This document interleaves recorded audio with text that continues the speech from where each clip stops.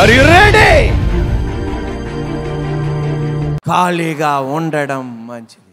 యేసయ్య సిలువను ఖాళీ చేశాడు, సమాధిని ఖాళీ చేశాడు, ఖాళీ గుండెల్లో ఆయన వచ్చేసాడు.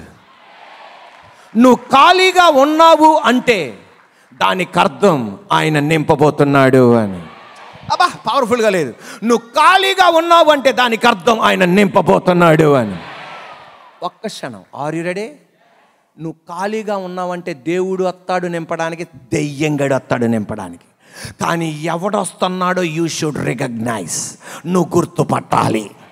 మళ్ళా గమనించండి, నువ్వు ఖాళీగా ఉన్నావంటే యేసయ్య వస్తాడు, సాతానుగాడు వస్తాడు. సాతానుగాడు దేనితో నింపుతాడో నీకు తెలుసు, యేసయ్య దేనితో నింపుతాడో నీకు తెలుసు. యేసయ్య పరిశుద్ధతతో నింపుతాడు, సాతానుగాడు పాపిష్టి దానితో నింపుతాడు.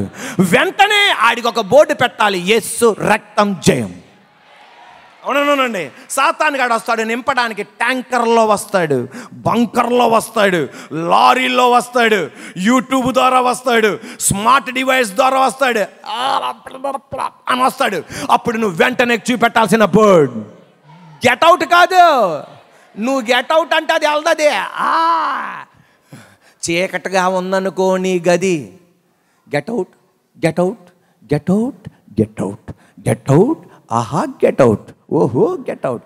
సోమవారం గెట్అవుట్, మంగళవారం గెట్అవుట్ అంటే అది పోదే. జస్ట్ లైట్ వేస్తే అది పోద్దే. ఆడు ఫిల్ చేయడానికి, ఆడు డంప్ చేయడానికి నీ దగ్గరికి వస్తున్నప్పుడు ఒకే ఒక మాట ఉపయోగించాలి, యేసు రక్తం జయం. మీకు తెలుసా, నువ్వు ఖాళీగా ఉన్నావంటే దానికి అర్థం you are going to be filled, నువ్వు నింపబడబోతున్నావు అని అర్థం.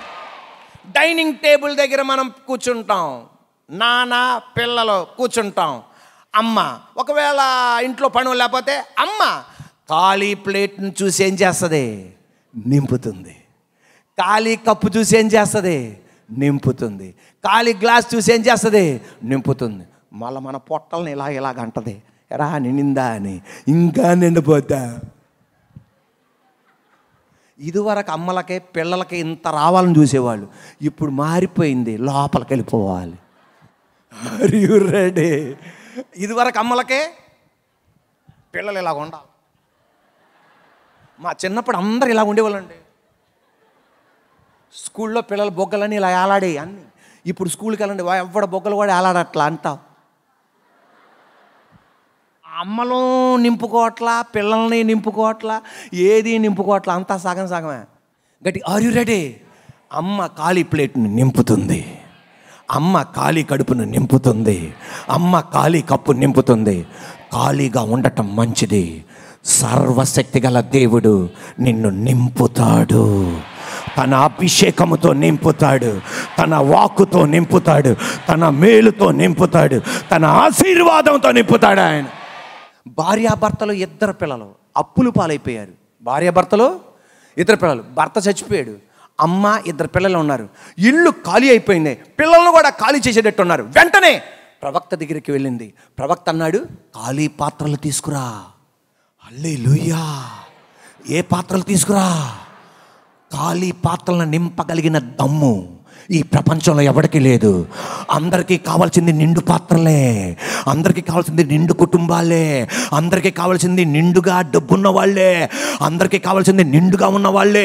ఖాళీ పాత్రను నింపగలిగిన దమ్ము ఒక్క యేసయ్యకే ఉంది. ఈ రోజున ఖాళీ అయిపోయిన నీ డబ్బు లాకర్లు నింపబడిన గాక, నీ బ్యాంక్ నింపబడిన గాక, నీ హృదయం యేసయ్యతో నింపబడిన గాక. ఖాళీ పాత్రలు తీసుకురా అన్నాడు. Are you ready? ఖాళీ పాత్రలు తీసుకురాగానే ఆ ఖాళీ పాత్ర ఉన్న కొద్దిగా దానితో నూనె నింపి అప్పు నుండి బయటకు వచ్చేటట్టు దేవుడు చేశాడు. సాతానుగాడు ఖాళీ చేస్తాడు. ఎస్, మళ్ళీ చెప్తున్నా, సాతానుగాడు ఖాళీ చేస్తాడు. నీ ఇంటిని ఖాళీ చేస్తాడు, నీ డబ్బును ఖాళీ చేస్తాడు, నీ బిడ్డల్ని ఖాళీ చేస్తాడు, నీ కలిగిన సంతోషాన్ని ఖాళీ చేస్తాడు, నీ పరిశుద్ధతను ఖాళీ చేస్తాడు. కానీ దేవుడు అన్నాడు, భయపడద్దు, వాడు ఖాళీ చేసినంత మాత్రాన నేను నిన్ను విడువను. నీ డబ్బు చూసి కాదు నేను ప్రేమించింది, నీ నిండుతనం చూసి కాదు నేను ప్రేమించింది, నీ ఖాళీగా ఉన్నప్పుడు నేను నింపుతా మరలానే. ఆది యందు దేవుడు భూమి ఆకాశాలను, కానీ ఆడు ఎలా మార్చేశాడు? శూన్యంగా, నిరాకారంగా. అంటే అర్థం ఏంటి? ఖాళీగా. ఒకే ఒక్క వాక్కుతో నింపేశాడంతే. Are you ready? భూమిని చెట్లతో నింపాడు, కొండలతో నింపాడు, పర్వతాలతో నింపాడు, నదులతో నింపాడు, సముద్రములతో నింపాడు. అసలైంది మనతో నింపేశాడు. ఆకాశాన్ని. అస్సలు మన దేవుడికి ఖాళీగా ఉండటం ఇష్టం ఉండదండి. ఆయన ఖాళీగా ఉండడం, మన ఖాళీగా ఉండేవాడు. ఒకసారి ఆల్రెడీ ఆకాశాన్ని ఖాళీగా ఉంటే సూర్యుడితో నింపాడు, నక్షత్రంతో నింపాడు, నక్షత్రాలతో నింపాడు, ఇంకేం పాప మొత్తం నింపేశాడు. అంతే. ఓ స్టడీ చేస్తున్నారు ఈ పాటికి కూడా, ఏం అర్థం కావట్లా. చచ్చిపోయినా ఎంతమంది సైంటిస్టులు వచ్చినా ఏంటి ఎవరికి అర్థం కావట్లా. నింపాడంతే. యోబుని ఖాళీ చేశాడు, పిల్లల్ని లేకుండా చేశాడు. అంటే ఏంటిది? ఖాళీ చేశాడు. పశువులు లేకుండా చేశాడు, ఖాళీ చేశాడు.